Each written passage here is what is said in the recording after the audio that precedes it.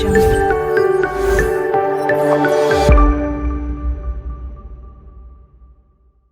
वालेकुम। आज हम electrophilic substitution reaction of benzene के बारे में डिस्कस करेंगे। तो electrophilic substitution reaction of benzene के अंदर सिंपली हम बात करते हैं कि benzene pi bond, every carbon have the one hydrogen. Need here electrophile. Electrophile word mean electron deficient group. Electrophile word का मतलब क्या होता है? इलेक्ट्रॉन डेफिशिएंट ग्रुप, मतलब वो ग्रुप जिसके पास इलेक्ट्रॉन की कमी हो।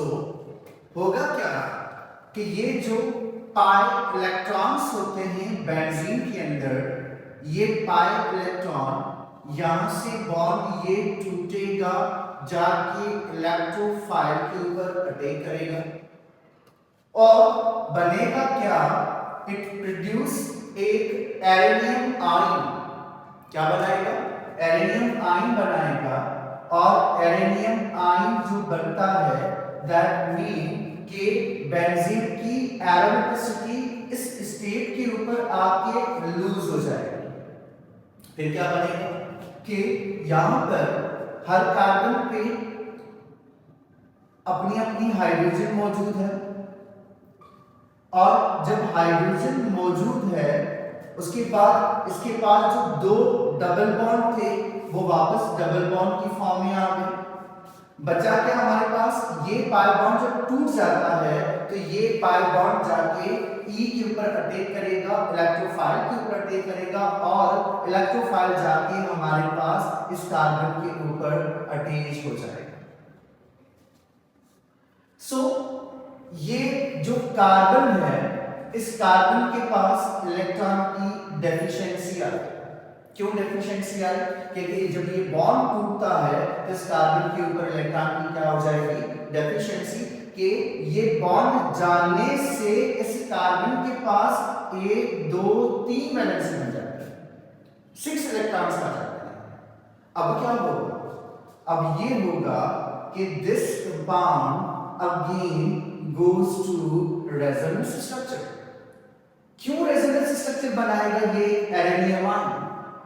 बिकॉज ये जो पाई इलेक्ट्रॉन्स होते हैं ये डीलोकलाइज्ड होते हैं। पाई इलेक्ट्रॉन्स क्या होते हैं? डीलोकलाइज्ड होते हैं। डीलोकलाइज्ड वर्ड का मतलब होता है कि ये पाई इलेक्ट्रॉन अपने कार्बन, इस कार्बन कार्बन के दरमियान निकल के दूसरे कार्बन के दरमियान पाई बॉन्ड बना देंगे। ये देखिए शिफ्टिंग ऑफ पाई इलेक्ट्रॉन्स। बनेगा क्या? It produce simple and other compound जिसके अंदर ये पाई बॉन्ड मौजूद है, हर कार्बन की हाइड्रोजन मौजूद है, यहां जो इलेक्ट्रोफाइल है ये भी मौजूद है। सिर्फ फर्क क्या हुआ? फर्क ये हुआ कि ये जो डबल बॉन्ड था इन कार्बन के दरमियान वो अब यहां बन गया।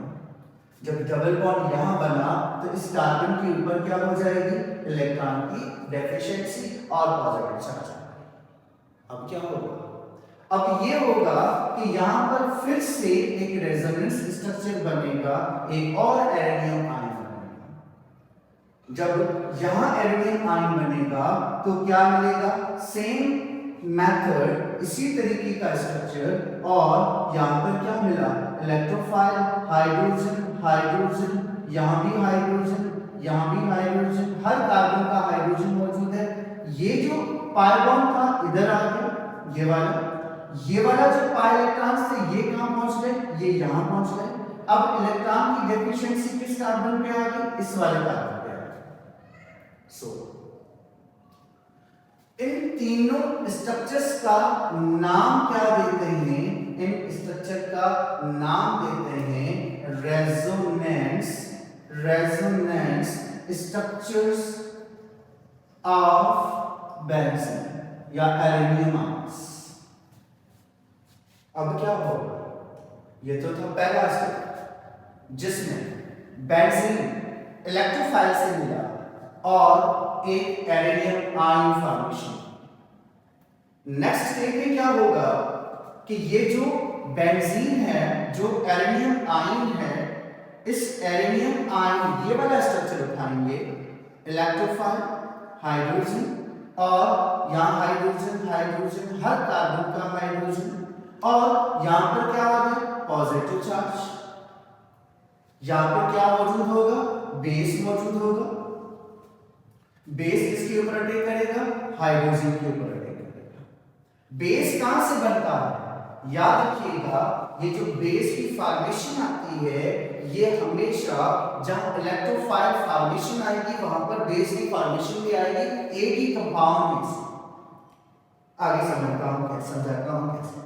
अब जब बेस अटैक करेगा हाइड्रोजन के ऊपर, तो ये जो इलेक्ट्रॉन है, ये वाले इलेक्ट्रॉन जो कार्बन हाइड्रोजन के दरमियान है, ये आके यहाँ पर क्या करेंगे, पाई बॉन्ड बनाएंगे। जब पाई बॉन्ड यहाँ बन जाएगा तो स्ट्रक्चर क्या मिलेगा हमें, स्ट्रक्चर हमें ये मिलेगा कि बेंजीन वापस रिफॉर्म हो गया, बन गया बेंजीन वापस। फर्क क्या है कि बेंजीन का ये वाला हाइड्रोजन गया, उसकी जगह पर क्या आ गया, इलेक्ट्रोफाइल, और ये जो हाइड्रोजन था ये किसके साथ चला गया, बेस के साथ चला गया। तो this is simply called electrophilic substitution reaction, जिसमें बेंजीन का हाइड्रोजन रिप्लेस हुआ, उसकी जगह पे क्या आ गया, इलेक्ट्रोफाइल आ गया। एक बार फिर समझाते हैं आपको। आज हम डिस्कस कर रहे हैं electrophilic substitution reaction of benzene, जिसमें बेंजीन का जो हाइड्रोजन होता है उसको इलेक्ट्रोफाइल से रिप्लेस करना है। कैसे रिप्लेस करेंगे, याद रखिएगा कि बेंजीन के ऊपर मौजूद हाइड्रोजन को हटा के उसकी जगह पे इलेक्ट्रोफाइल लाना। क्या होगा कि बेंजीन में जो पाई इलेक्ट्रॉन्स होते हैं ये अटैक करेंगे इलेक्ट्रोफाइल के ऊपर, और इलेक्ट्रोफाइल का मतलब क्या आया, इलेक्ट्रॉन डेफिशिएंट ग्रुप। उसके बाद जब ये पाई इलेक्ट्रॉन इलेक्ट्रोफाइल के ऊपर अटैक करेंगे तो ये जो पाई इलेक्ट्रॉन्स होते हैं ये कार्बन और इलेक्ट्रोफाइल के दरमियान बॉन्ड बना दिया, मतलब इस पाई इलेक्ट्रॉन्स ने इस कार्बन को छोड़ दिया। अब इस कार्बन के ऊपर कौन सी चार्ज आ गई, पॉजिटिव चार्ज। अब क्या हुआ, अब ये हुआ कि जब ये कार्बन पॉजिटिव चार्ज आई तो बेंजीन की जो एरोमेटिक नेचर थी, जब ये पॉजिटिव चार्ज बना तो बेंजीन की जो एरोमेटिक नेचर थी वो डिस्ट्रॉय हो गई। Benzene lost their aromaticity. फिर बेंजीन ने यहां पर एरेनियम आयन फॉर्मेशन किया और इलेक्ट्रोफाइल भी आ गई। अब यहां जब इलेक्ट्रोफाइल आ जाता है उसके बाद यहां एरेनियम आयन बनता है, उसके बाद इसके अंदर रेजोनेंस स्ट्रक्चर फॉर्मेशन आता है। रेजोनेंस स्ट्रक्चर कैसे कि पाई इलेक्ट्रॉन्स डिलोकलाइज होते हैं। जब पाई इलेक्ट्रॉन्स डिलोकलाइज हैं, पाई इलेक्ट्रॉन्स की मूवमेंट है, तो ये पाई इलेक्ट्रॉन जाएंगे इधर, तो यहां पर देखो स्ट्रक्चर ये वाला कन्वर्ट होके कौन सा बना है, ये वाला स्ट्रक्चर बना है। This is A, this is B, this is C. कितने resonance structure of arenium ion बने, 3, ए बी सी। अब जब ये इलेक्ट्रॉन इधर गए तो यहां इस कार्बन के ऊपर कौन सी चार्ज आ गई, पॉजिटिव। क्यों, क्योंकि इसके पास 2 4 6 इलेक्ट्रॉन बचे, इसका ऑक्टेट डिस्ट्रॉय हो गया। दोबारा ये पाई इलेक्ट्रॉन्स इधर आ गए तो यहां पर देखिए कौन सा बॉन्ड बन गया, यहां पर डबल बॉन्ड आ गया, इस कार्बन के ऊपर इलेक्ट्रॉन की डेफिशिएंसी। ये 3 रेजोनेंस स्ट्रक्चर ऑफ बेंजीन कहलाते हैं। उसके बाद यहां पर हमारे पास क्या होता है कि ये जो एरेनियम आयन बना था, इस एरेनियम आयन को वापस यहां पर लिखा, उसके साथ इसको रिएक्शन कराया, बेस को रिएक्शन कराया। कंपाउंड ए और प्लस बी से, तो ए कन्वर्ट हो जाएगा किसमें, इलेक्ट्रोफाइल के अंदर, और बी कन्वर्ट हो जाएगा किसके अंदर, बेस के अंदर। ये बात याद रखनी है कि इस बेस की फॉर्मेशन कहां से आई। ये फर्स्ट स्टेट में रिएक्शन होता है कि ए और बी दो केमिकल्स को मिलाएंगे तो दो चीजें बनेंगी, एक इलेक्ट्रोफाइल और एक बेस। बेस हमेशा वो सब्सटेंस होता है जो हाइड्रोजन के ऊपर अटैक करता है।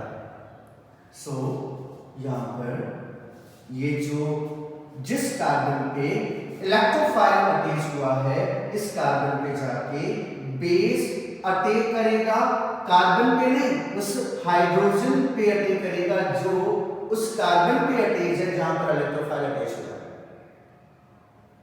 जब बेस हाइड्रोजन के ऊपर अटैक करेगा तो हाइड्रोजन कार्बन के दरमियान जो इलेक्ट्रॉन्स हैं ये वापस क्या बनाएंगे, पाई बॉन्ड बनाएंगे। जब पाई बॉन्ड वापस बन गया तो एलिमेंट इसकी क्या हो गई, रिफॉर्म हो गई, दोबारा बन गई और हमारे पास एक सब्स्टिट्यूटेड बेंजीन मिल गया।